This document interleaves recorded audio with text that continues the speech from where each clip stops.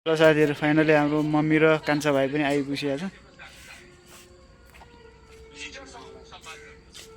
चाबी ल्याउनु भएमा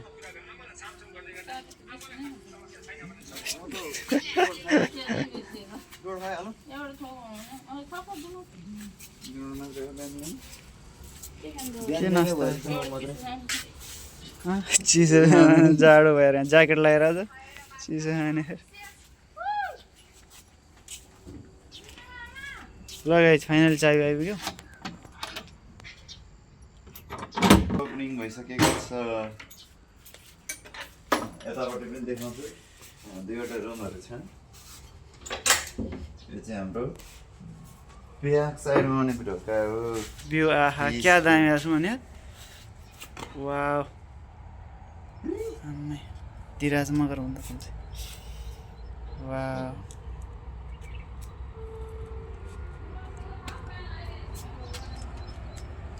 यस्तो देखिन्छ ल होइन।